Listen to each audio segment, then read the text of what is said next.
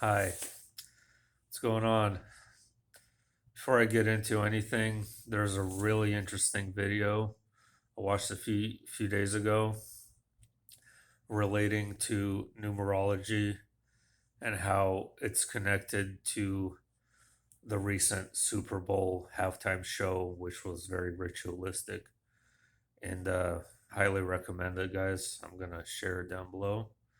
It's by a very good YouTuber. This guy does such amazing research, so intricate and so much detail, and the connections are impossible for these things to be coincidences. So definitely check that out if you want to. Other than that, uh, I wanted to talk about my day yesterday, uh, which was quite something.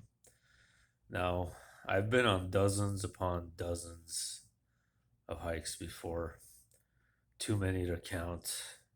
Been to Yellowstone National Park, Mount Rainier, Olympia, the Redwoods, Sequoia, Yosemite, um, Great Basin National Park. I just, what do you call that one in North Carolina? Smoky Mountains. I've been to so many of them and hiked so many places. This one was no comparison. First of all, I have an enormous amount of respect for whoever, for the people who built the railway, whether it was on fake Earth or real Earth. Doesn't really matter because that's pretty gnarly. What I was seeing, that the bridge, it was just insane. I don't understand how they even built it. Like, you would have to actually go there to see what I mean.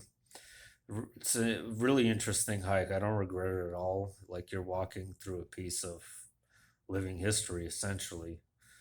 Um, but it's really intense. So you go down. So first of all, what's funny is that the trailhead actually starts at a nudist colony. Um, so, but you can't really park in it, so you have to park really far away, like I did, because they don't really like you parking in their space. So I park really far away, and then it's a very like steep descent downward into a deep canyon, about 9 miles. And once you reach it, it's a very steep ascent upward, about 9 miles. On the way down, we were like battered by heavy wind and rain for quite a long time, which was still much better than the fake sun that came out that I had to shield myself from, like I always do. I was prepared this time though. So, but it was really cool. There's some really long tunnels. Some of these bridges, there's a lot of these bridges that go over like little canyons and ravines, and they're not in good shape. I'm just this is actually a publicly listed hike, but it would be a good idea to actually fix up some of those very flimsy bridges with giant gaps missing, with drop offs that are like 50, 100 feet below.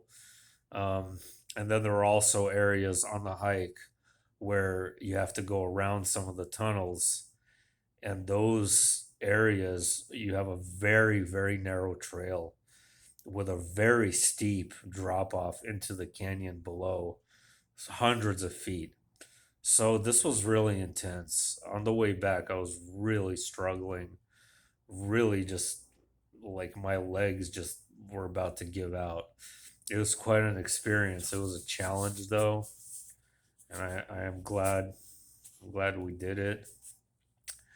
A couple of more things though. So, when we came back, um, uh, as we were kind of passing the nudist colony, and no, I didn't see any nude people. So just we saw a car. Well, there was cars pulling up there, and we saw, or my friend Matt, who I was hiking with, yelled out really loud, "Hey, Gavin!"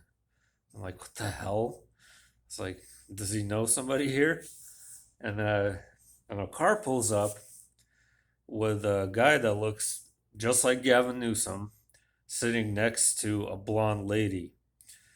And whether it was a look-alike or him for sure, I don't know. But my friend Matt seems to think that it was actually him.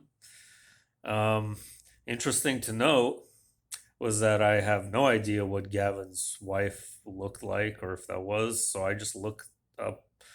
I looked her up, and it looked just like the lady that was in the car. So that'd be really funny. It was actually them going into a nudist colony, but I'm not gonna say anymore. Okay, that's just not going down that rabbit hole. Okay. Anyway, last thing I want to leave you off with was I watched this other video recently about this guy who was a missionary and he was attempting to contact this tribe in called the Sentinelese. I'm sure maybe some of you heard of it. It's an uncontacted tribe in the Indian Ocean. It's actually illegal to contact these tribal people because they're very hostile, and as soon as any boat approaches, they shoot arrows at the boats.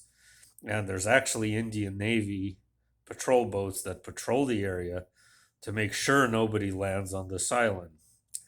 But this one missionary was so adamant um, in his belief that he made two trips to the island, and of course, they were hostile both times, and the second time he was killed.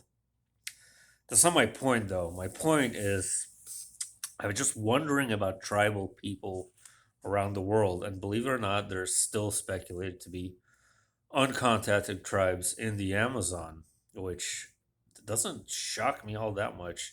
In fact, when I was discussing the Hani National Park in the Valley of Headless Men in northern Canada, there's the tribal people that live around that park actually think there's still an uncontacted tribe even in Canada. So think about that one. But I can't help but wonder. I'm like just thinking, going over in my head, thinking about the Maasai people in Kenya, thinking about perhaps the Pygmies in Central Africa, perhaps the Zulu tribes, um, Amazonian, Central American, just in general, like have they noticed? I would love to speak to a person who really lives in nature. Um, if they notice changes in the sun and the moon and the sky, the only thing I know about is that there was an interview done with an Inuit tribal person, I believe in Greenland or something, and they said that the sun has changed and it's also changed positions, which is interesting. But I would just love to find like a person that lives kind of a primitive lifestyle and just ask. There has to be at least some of them that notice this. I just can't help but wonder if how could that not could. I lost myself here. Anyway, I was just really wondering about that. That's all.